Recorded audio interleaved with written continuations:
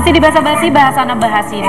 Dan buat pemirsa yang baru aja bergabung, tadi kita sempat ngobrol sama Ibu Endang bagaimana dia berbagi cerita tentang anaknya yang mengidap kanker mata, sudah dioperasi dan sekarang sudah menggunakan mata palsu di sebelah kirinya. Tapi kita bisa lihat ya tadi bagaimana anaknya sangat semangat, sangat ceria.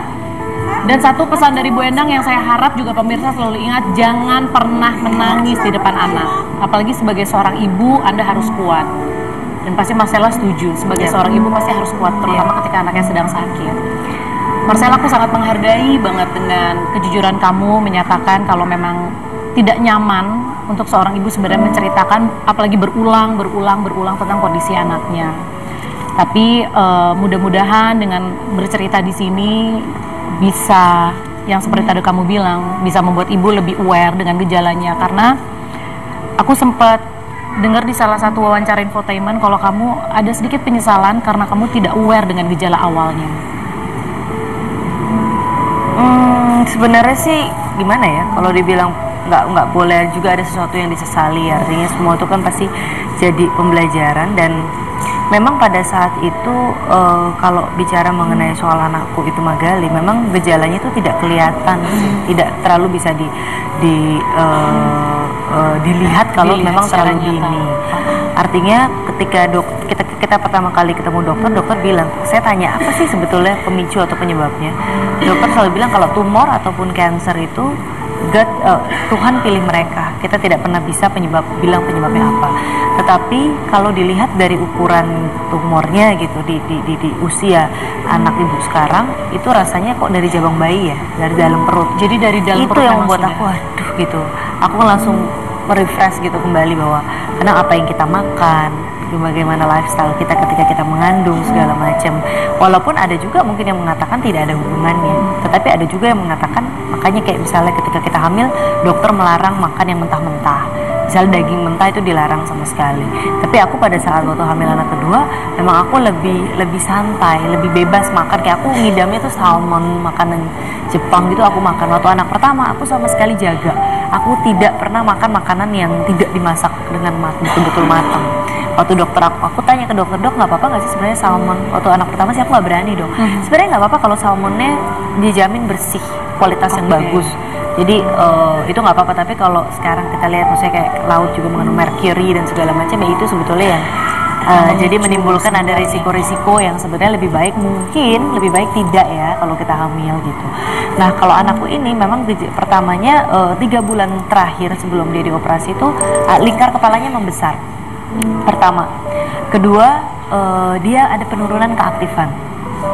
Ketiga, rewel sekali kalau malam terutama. Selama 3 bulan terakhir. Iya. Terus aku cek ke dokter, aku tanya kenapa ya dok. Dan pada saat itu dia sempat juga jatuh dari tempat tidur. Jadi aku pikir jangan-jangan jatuhnya dia juga berpengaruh. Tapi dokter selalu bilang, dokter anak ini yang beberapa yang aku kunjungi bilangnya enggak. Dan ketika aku bilang lingkar kepalanya diukur, memang sih Bu agak sedikit besar. Tetapi dites kan, dipancing motorik, sensorik, refleks segala macam, rasanya enggak ya Bu, rasanya tidak ada gangguan. Selalu jawabannya seperti itu ya. Itu kan yang aku jadikan juga pegangan, acuan. Oh berarti nggak apa-apa. Padahal mamaku, adikku tuh udah begini, Kak, kayaknya something wrong, ada sesuatu yang salah deh sama Magali kepalanya. Intuisinya tuh udah jalan tapi aku selalu jangan ngomong kayak gitu dong. Ayo berpikir positif, aku selalu begitu. Buktinya aku tanya ke dokter dan dokter bilang nggak apa-apa. Jadi kita berpikir positif aja. Udah sampai suatu ketika, itu pada saat itu aku lagi bisa dikatakan sibuk sekali film yang baru selesai. Baru selesai film itu tiba-tiba aku pulang malamnya, anakku tuh lemes banget. Lemesnya tuh sampai loyo, sampai dia tuh tengah angkat tangan nggak ada tenaga. Disuapin tuh kayak tidur, nangis udah nggak ada sama sekali nangis. Terus dia batuk berkepanjangan 2 minggu nggak sembuh-sembuh. Jadi keluar lendir gitu dari hidung. Aku bilang kok ini lemes banget ya. Suamiku memutuskan untuk kita bawa ke UGD midnight tengah malam. Di UGD dicek dibilang nggak apa-apa. Masih nggak cuman apa-apa. Kurang dehidrasi aja karena dia muntah lemes gitu kan. Akhirnya diinfus, pagi-pagi ya udah mau disuruh pulang karena hasil cek darahnya bagus semua. Tiba-tiba aku suapin di rumah sakit, aku sampai bilang jangan-jangan mungkin nggak dok tidak cocok dengan obat pengeluaran dahaknya itu. Nggak mungkin obat yang dikasih pasti aman. Udah aku makan, pertama kali akhirnya dia mau makan, setelah 3 hari dia susah banget, tiba-tiba dia kejang, biru semua mukanya, matanya agak ke atas, kejang gitu, kencang sekali. Di situ baru aku melihat semuanya panik, dan pada saat itu tidak ada ahli neurologi anak. Akhirnya aku dioper ke salah satu rumah sakit yang ada neurologi anak. Di situ masuk UGD dan kejang lagi. Terus di situ tidak beruntungnya adalah hari Minggu, jadi last dokter kan.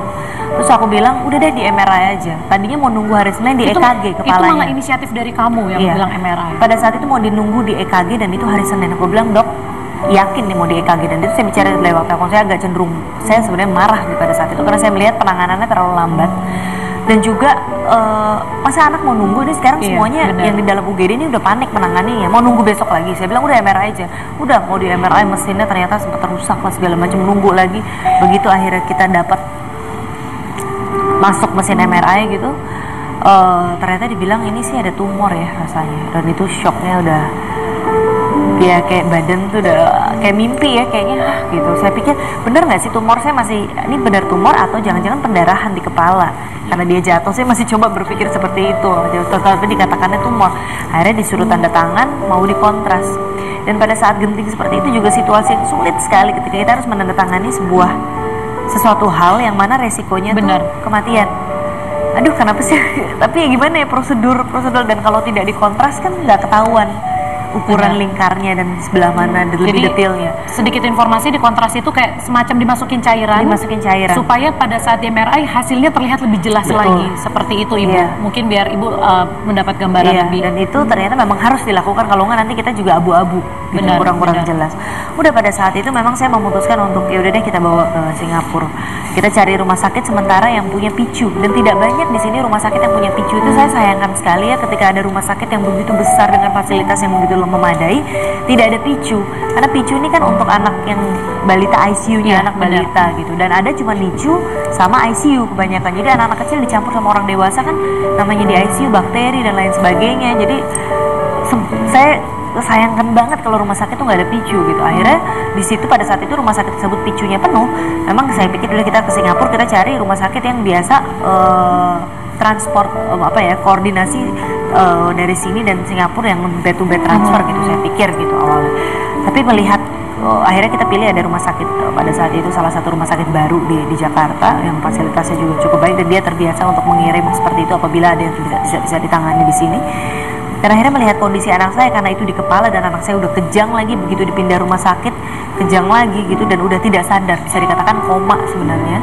Dan saya takut, saya pikir aduh ini masalahnya kalau kita terbangkan walaupun full fasilitas ambulan yang ada di pesawat gitu misalnya, tapi kan ada kondisi cuaca dan segala macam yang Tuhan kuasanya gitu, yang kita kadang-kadang nggak bisa ini ya. Saya pikir aduh takut udah kita putuskan di sini aja. Dan saya dapat masukan ada profesor yang memang bagus juga di Indonesia yang memang sudah ahli menangani pernah menangani tumor di batang otak yang itu sulit sekali kan tingkatannya. Akhirnya saya ketemu dia, namanya Profesor Eka di Siloam, dan akhirnya ya kita merasa nyaman.